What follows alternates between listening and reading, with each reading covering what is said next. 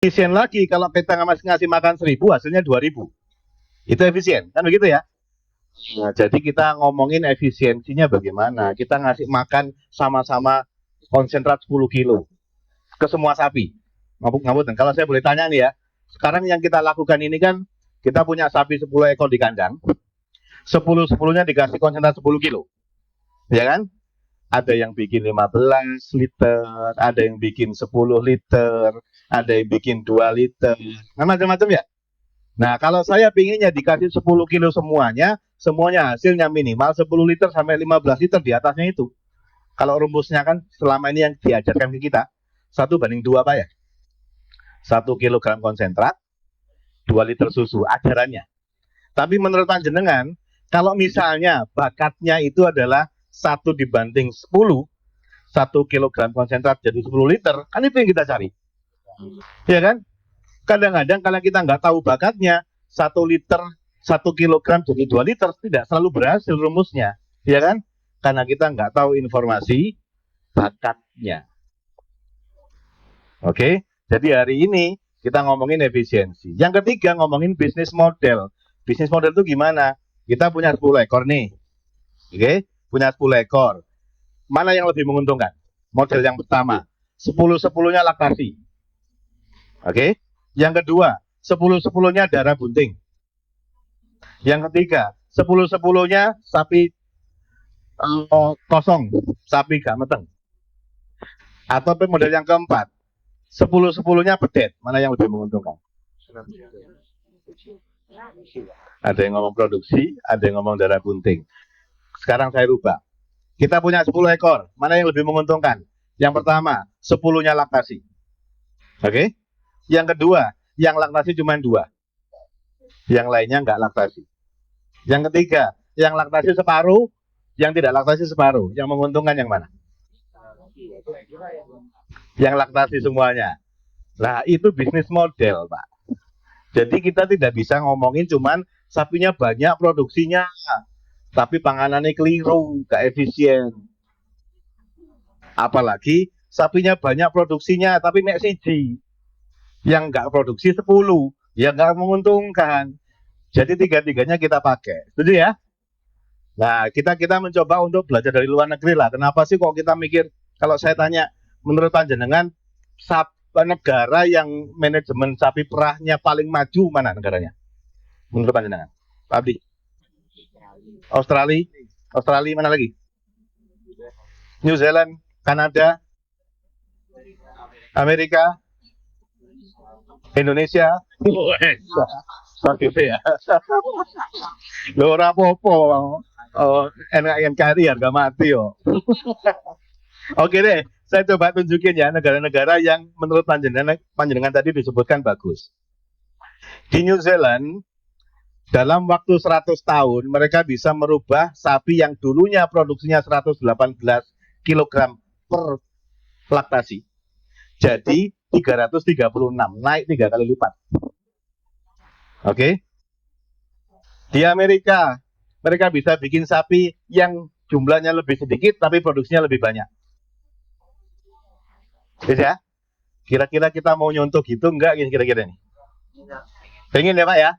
Menurut panjenengan caranya gimana? Kita sudah bikin pelatihan-pelatihan manusia, pelatihan-pelatihan peternak, dokter hewan, para medis, petugas koperasi dilatih semuanya selama ini Pak ya? Sejak tahun 70-an ya Pak ya? Sudah kita lakukan. Terus ya, sampai kesel pemerintah. Oke, kita sudah pakai teknologi inseminasi, sudah kita pakai sejak tahun 76 dan sampai hari ini satu-satunya teknologi yang tidak pernah berubah. Ngibiku ket mulai 70-an sampai hari ini caranya tetap begitu. Ada inseminator nggak di sini? Hah? Ya, ngibinya ya apa caranya? Ini ya. Dari dulu sampai sekarang kan cuma begini aja toh. Caranya ngibik cuma begitu, Pak. Pernah nyoba cara lain nggak? Contohnya ini. Ada cara yang lain, ini dodok ini lah. Nggak ada. Cara ngibik mulai dulu sampai sekarang ya sama. Kita sudah lakukan. Oke? Prosedur, diajari cara perah, diajari cara apa itu namanya, deteksi berai. Prosedur sudah kita lakukan. Manajemen, bikin kandang yang baru, water athlete, apalagi yang kita lakukan, Pak? Teknologi konsentrat, kipas, sudah kita lakukan. Oke? Tetapi yang ini masih minim kita lakukan seperti yang dijelaskan sama Pak Sigit tadi. Selama ini kita melakukan uji zuriat ya. Uji zuriat itu bapaknya dianggap bagus, dianggap loh ini ya. Ibunya dianggap bagus, meskipun nggak ada recordnya, dianggap bagus, ditemokno. Harapannya bakat positifnya bapak yang unggul-unggul campur sama bakat unggulnya ibu-ibu jadinya anak yang unggul. Tapi kan kita tahu yang sifat unggul nggak 100%. Ada orang-orang yang tinggi, besar, ganteng tapi kemelinti. Iya kan? Ada ibu-ibu yang cantik luar biasa tapi ngerekukno mokong. Kan begitu. Harapannya kita ketemu bapak sing ganteng, ibu sing ganteng, anake ganteng. Tapi lek ketemu bapak sing kemelinti, ibu sing mokong, anake kemelinti kan begitu ya. Itu resikonya, Pak. Itu resikonya. Gitu loh. Kita tahu bapaknya dianggap bagus, ibunya dianggap bagus, produksinya ya. Mudah-mudahan anaknya produksinya melok bapak karo ibu. Mudah-mudahan. Oke? Tapi kalau bapak produksinya bagus tapi gampang pincang, ibunya produksinya bagus tapi gampang mastitis, sing nurun gampang pincang kalau gampang mastitis ya apa?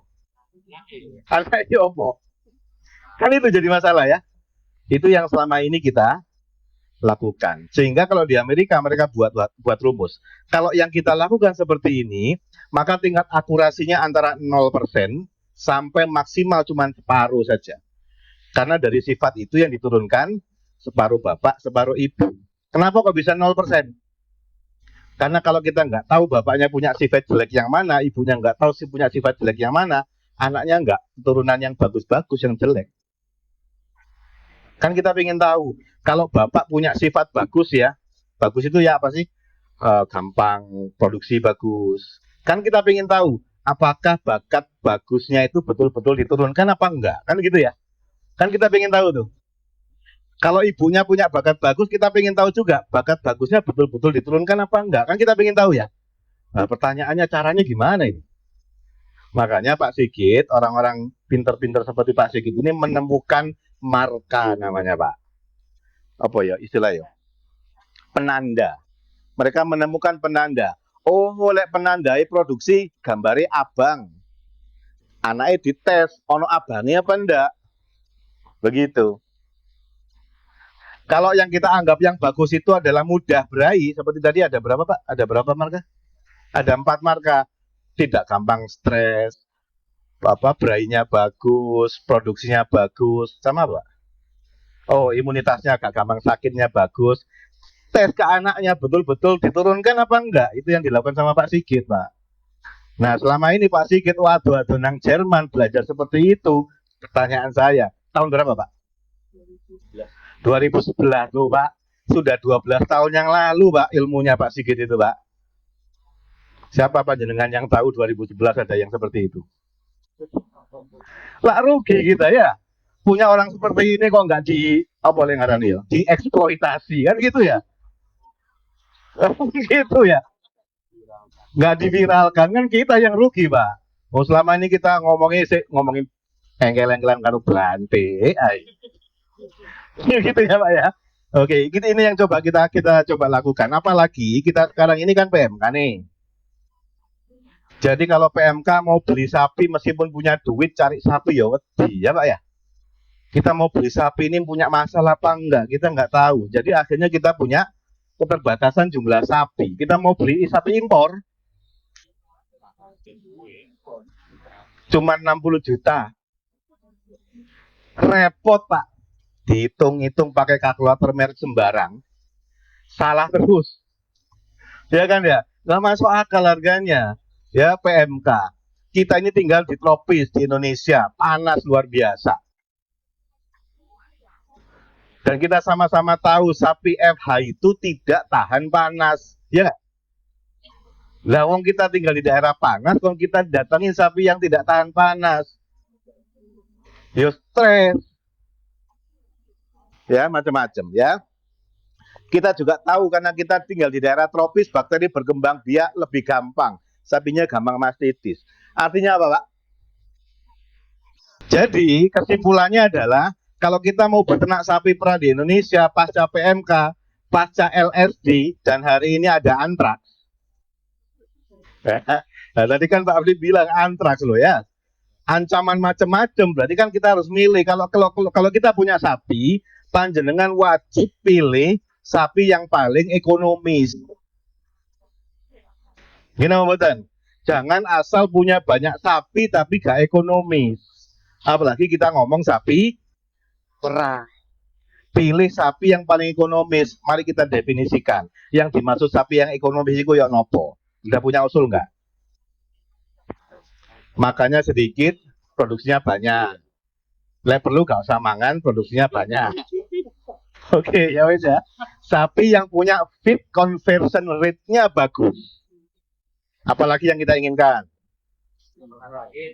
Nggak pernah sakit. Ya tunggu patung aja sampai.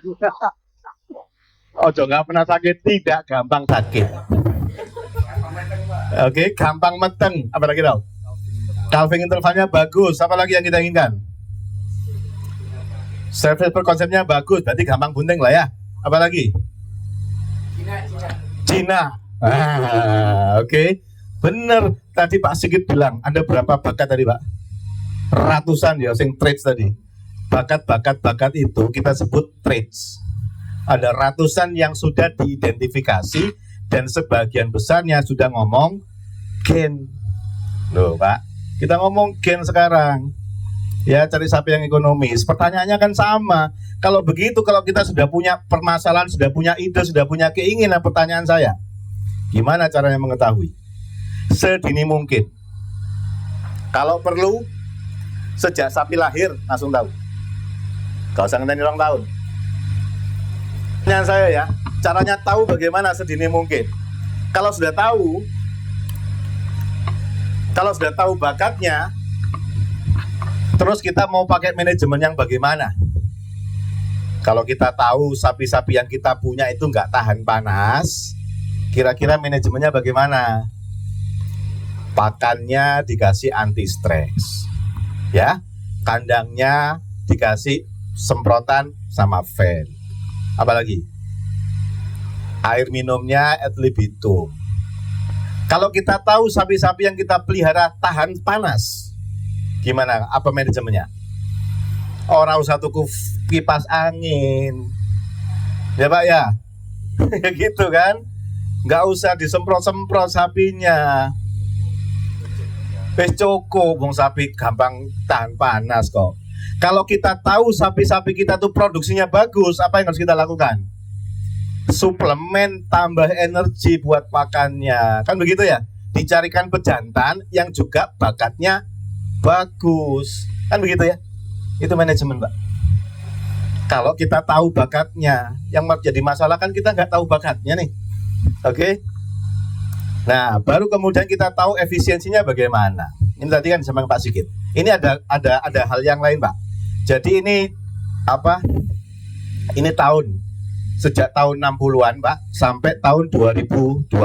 Ini grafik real ya, bukan gambar-gambaran ngarang, bukan ya. Ini berdasarkan data. Di sini ini tahun 2009. Oke, Bapak-bapak bisa lihat. Sejak tahun 60-an, panjenengan bisa lihat. Sejak tahun 60-an, perbaikan genetik dilakukan, perbaikan manajemen dilakukan, hasilnya bagus ya. Sejak tahun 2009, perbaikan manajemen nggak signifikan, podoai pancet, produksi ini pancet.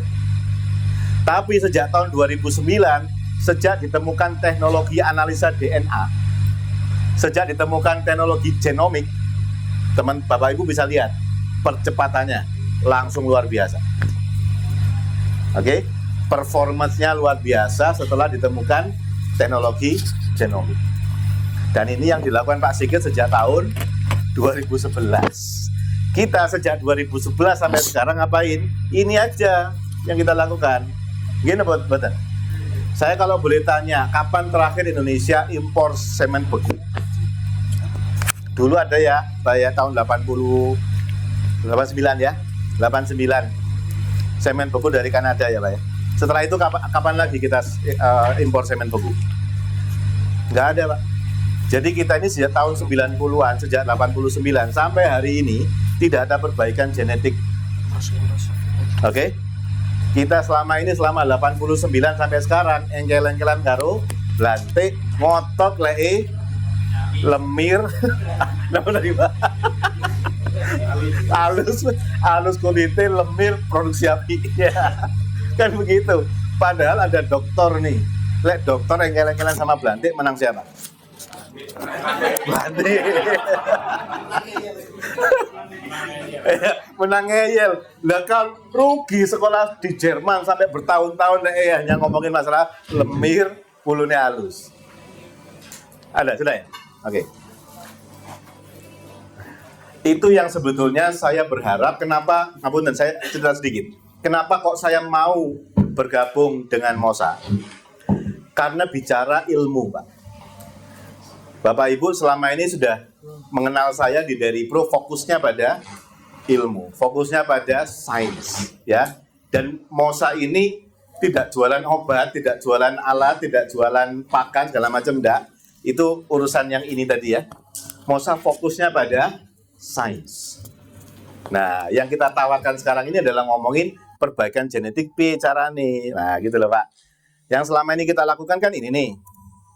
Ya, ngurusi kandang, memperbaiki pakan, pelatihan keswan, repro ya, termasuk beli kipas angin segala macam kan itu ya. Ini yang kita kendalikan sekarang nih. Yang selama ini nggak bisa kita kendalikan atau belum kita sentuh yang ini Pak. Ya, yang belum kita sentuh. Tadi terakhir kita straw beku impor terakhir tahun 89. Jadi berapa tahun ya kita nggak ada perbaikan genetik nih. 2023 kurangi 89, 35 tahun Pak. Nggak ada perbaikan genetik. Nah sekarang mungkin waktunya ya, waktunya. Oke. Nah pemerintah sudah berusaha sejak tahun 2004 setahu saya. Karena saya orang pertama yang ngurusi progenites milih pedet-pedet di Greenfield waktu saya masih di Greenfield 2004. Kemudian itu yang dipakai progenites bertahun-tahun. Kalau dulu produksi rata-rata kita itu 10-12 liter tahun 2004, hari ini rata-rata kita berapa? Podo. Kenapa Pak? Berapa? 8 ya, tambah 8 ya. Gitu ya. Tambahi PMK lagi. Jadi kita harus mengakui kalau selama 30 tahun sejak progenitas ini tidak signifikan perubahannya. Ya, salah satu yang kita kontrol adalah ini yang kita coba untuk kita kontrol. Kenapa sih begitu? Gini Pak. Oke, nih belegere sapi itu tersusun dari organ-organ jantung, hati, ginjal, kaki, ambing, perut, alat reproduksi. Masing-masing organ dijelentrekno lagi, mereka terdiri dari sel ambing, sel ginjal, segala macam ya. Setiap inti sel itu setiap sel punya ini satu sel, ini beberapa sel ya. Ini punya inti sel. Di dalamnya inti sel inilah yang dibicarakan sama Pak Sigit, Pak. Jadi sekarang ini Pak Sigit itu mengajak kita untuk melihat, untuk bisa, kalau selama ini kan kita lihatnya cuma ini Pak ya, belegere sapi toh, ya kan? Dan kita manut sama belantik. Pak Sigit mencoba untuk masuk ke dalam yang lebih dalam lagi. Di dalam inti sel itu ada, bagaimana ngarani Pak? Double helix Pak istilahnya. Rantai seperti ini ada berapa? 3 miliar. Ada 3 miliar barang seperti ini Pak. Wis bapak-bapak nggak usah melihat 3 miliarnya. Aku dewe ya ngeluh. Saya juga nggak mau lihat seperti ini. Urusannya Pak Sigit. Yang saya lihat bagaimana kita bisa memanfaatkan ilmu ini supaya sapi yang kita punya itu sesuai dengan yang kita inginkan. Gitu loh Pak. Itu yang saya coba mengajaknya. Karena kalau kita punya sapi bakatnya gini. Kalau sapi itu bakatnya produksinya itu biasa-biasa saja, kita kasih pakan bagus, produksinya bisa bagus nggak? Bisa bagus mungkin tapi pakannya harus luar biasa mahal, ya kan? Seseorang yang dia itu nggak bisa jalan disuruh lomba lari, bisa nggak? Bisa, tapi harus dibantu pakai robot, ya kan Pak ya? Dipapa, harus menyewa robot, menyewa orang senggendong segala macam, bisa, tapi caranya begitu. Ya, jadi yang kita inginkan itu memastikan bagaimana caranya supaya kalau kita sudah tahu bakatnya, ya kemudian kita genjot dengan yang kita inginkan, ya jadinya mestinya performanya bagus. Nah, gitu loh Pak. Ya, ini yang coba disampaikan Pak Sigit. Makanya Pak Sigit mengidentifikasi mana sih bakat-bakat yang bagus. Kemarin karena kami tahu ini belum biasa dilakukan di Indonesia, maka kami investasi. PT Mosa Genetika Farmindo investasi ngambil sampel, kemudian kami cek di laboratorium, kemudian diidentifikasi gen-gennya, ditunjukkan ke Pak Sigit. Hari ini kami akan serahkan hasilnya.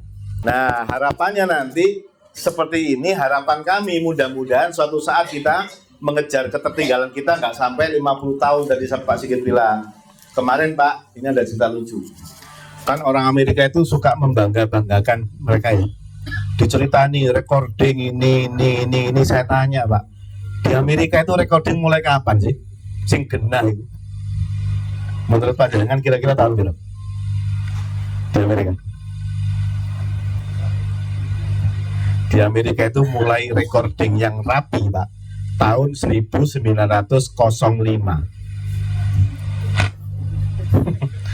Jadi kita ketinggalan cuman 118 tahun.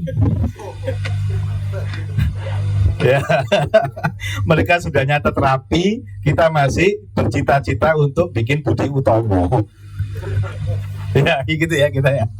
Tapi nggak apa-apa. Tapi mereka bilang, loh, kalau kamu kalau memperbaiki genetik seperti kami, gak usah ngenteni 118 tahun, dia bilang gitu. Kenapa? Karena kamu hari ini bisa pakai genetik yang sudah kami perbaiki selama 118 tahun. Saya ajak Pak, saya ajak ke BIP Lembang. Lihat katalog. Kaget mereka. Kok katalog kok kaget? Loh, ini bull saya. Ada satu bull namanya Toy Story. Jadi jantan yang sekarang dipakai sama BIP Lembang itu anaknya Toy Story. Toy Story itu pejantan yang punya rekor produksi semen beku terbanyak di dunia. Itu miliknya mereka yang saya ajak kemarin itu. Ini punya saya ini, Toy Story. Jadi yang di Lembang bukan Toy Story-nya ya, tapi anaknya. Wah, bangga loh orang Lembang. Wah, luar biasa kita ini. Kita sudah pakai genetik Amerika sing wow. Tapi saya koma ternyata. Koma. Dia bilang, Toy Story ini sudah 10-14 generasi yang masa lalu. Pejantan yang kami pakai sekarang itu sudah perbaikan 10-14 generasi lebih baik daripada Toy Story. Akhirnya kasih bangga. Tapi saya bilang, loh, tapi mereka saya ngomong, loh kamu nggak perlu pakai Toy Story, tapi bisa pakai anak-anaknya Toy Story yang kualitasnya bisa 14 kali lipat lebih baik dari Toy Story. Nah gitu loh Pak. Itu hebatnya teknologi genetik. Cuman hari ini yang kami ingin omongkan, kalau bapaknya sudah ketahuan, kami kan sudah tes tuh di BIP Singosari ya. Sudah berapa Pak? Yang dites? 58.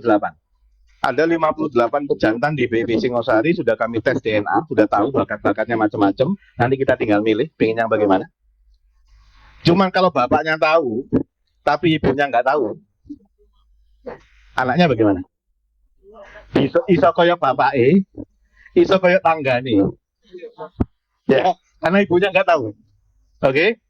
Jadi untuk bisa punya anak seperti bapak ibu yang kita inginkan, kita memang harus mendeteksi ibunya. Ya. Tetapi juga sama, kalau bapak-bapak pingin anaknya itu bagus, caranya bagaimana? Sejak kecil dites, apakah dia itu punya bakat yang bagus apa enggak. Sedini mungkin, perlu umur 1 hari Pak, bisa apa enggak Pak Sigit? Bisa. Lahir, tes pingin tahu. Tadi kan Pak Sigit ngomong BLG, LFT, kita pingin tahu, BLG-nya bagus, tinggi apa sedang? Tinggi, jos, pelihara. Kalau sedang, serahkan pada orang lain, biar jadi masalah orang lain. Gitu ya. Jadi akhirnya nanti suatu saat Bapak akan punya sapi-sapi dengan potensi yang terbaik saja.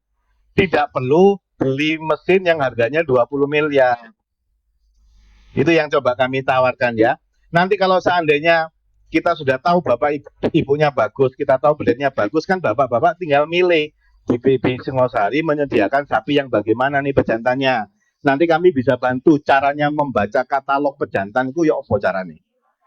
Sing didelok apa nih, yang dilihat itu bagian apa saja supaya kita bisa tahu karakternya si jantan. Kalau selama ini, kalau boleh saya tanya nih ya, yang koordinator apa namanya, dominasi sini nih, kalau boleh tahu, sobo di sini dari koperasi, ini kan Pak? Cara milih pejantan, milih apa enggak ke pejantannya Pak? Best. Ya milih. Milih. Produksi aja. Apalagi kalau di pro tadi yang ada milih atau pokoknya DKI? Pokoknya dikasih pakai. Nah, saya mengajak, bisa nggak kita yang separuh bagus separuh enggak itu kita buat sejak kecil, kita langsung tahu, sehingga begitu kita besarkan yang bagus tok yang jelas. Pertanyaannya pasti sama, beneran dah itu bisa? Tenanan dah itu iso, Pak. Ini di Selandia Baru. Ini nama pejantan. Oke, ini nilainya pejantan. Ini kadar protein. Ini kadar lemak susu. Ini jumlah produksi susunya. Ini bobot badannya ketika lahir. Ketika lahir. Di ranking, Pak. Pejantannya di ranking. Sing produksinya protein sekian, lemak sekian, produksi susu sekian, di ranking Pak. Kemudian dibikinkan peringkat 1, 2 sampai 100. Ini adalah Holstein. Oke. Ya.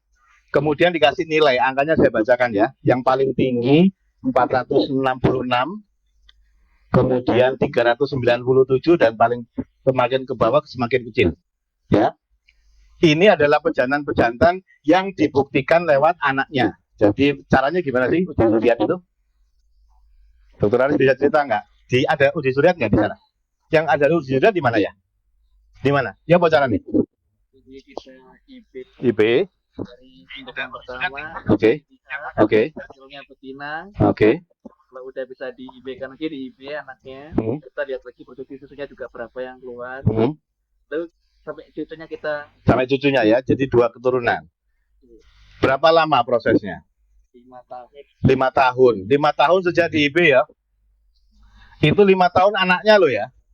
Yang pejantannya sendiri, begitu dia dikoleksi semen, dia umurnya berapa tahun? 2 tahun. Berarti prosesnya 7 tahun ya. Ya. Suwe 7 tahun, mahal. Begitu dibuktikan, oh bagus. Jantan ini tuwe. Lah 7 tahun itu lah ya wis tuwe no. Sapi ya. Sapi sama manusia itu kan perbandingannya 1:8 nih. Kalau sapi umur 7 tahun berarti sama dengan manusia umur 56 tahun, Pak. Sebentar lagi expired.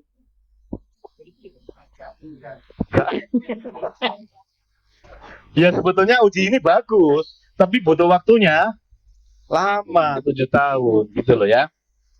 Dan mereka bikin skor. Sapi-sapi yang seperti itu, pejantan-pejantan yang seperti itu, rankingnya yang paling bagus 466 nilainya. Setelah itu 390 dan semuanya di bawah 300. Kemudian saya bandingkan, ini saya riset Pak, saya bandingkan di New Zealand kayak apa. Ini saya bandingkan dengan kalau DNA proven yang diuji pakai DNA. Nilainya ini ada 1, 2, 3, 4, 5, ada 7. Ada 7 pejantan. Dari 7 pejantan itu, yang 1, 2, 3, 4, 5 ekor pejantannya nilainya di atas 400 semuanya. Yang nilainya di bawah 400 cuma 2 ekor. Jadi kita bisa ngomong dari 10 pejantan terbaik di New Zealand, yang 5 paling atas itu semuanya adalah pejantan-pejantan yang tes DNA genom. Zamannya begitu. Saya kemarin tanya sama orang Amerika, lihat sapimu berapa banyak yang sudah dites genomik jantan-jantannya? Kira-kira jawabannya berapa? 100%. Jadi lah di Amerika itu begitu sudah Pak. Lah kalau kita mau nyontoh Amerika atau nyontoh yang lain atau Timor Leste, kan begitu ya. Lah kalau kita tadi ngomongnya katanya yang bagus Amerika, Kanada, New Zealand sudah begini. Amerika sudah 100% genomic test. Nah kalau kita mau nyontoh mereka, kan jawabannya sama. Yaudah, contoh saja, kalau usah ngenteni 118 tahun, kan begitu. Oke? Jadi ini yang kami lakukan, kami mencoba untuk memberikan alternatif. Mudah-mudahan dengan cara seperti ini kita bisa membantu peternak. Ya, dengan cara seperti ini kami kan sejak tahun 2020 gitu kan, jadi PDAI sama GKSI sejak tahun 2020 kami kerjasama. Selama ini kerjasamanya seputar pelatihan. Pak Sigit juga sudah riset, tapi baru tahun kemarin kita konfirmasi, yes, ini sudah bisa dipakai di Indonesia. Baru tahun ini kami memperkenalkan ke para peternak, salah satunya dimulai dari koperasi. Ya, jadi mudah-mudahan ini bisa jadi inspirasi buat kita. Yang insya Allah terima kasih sudah mau memperhatikan saya. Mudah-mudahan nanti kita bisa membuat supaya ini bisa dipakai di peternak-peternak kita. Oke?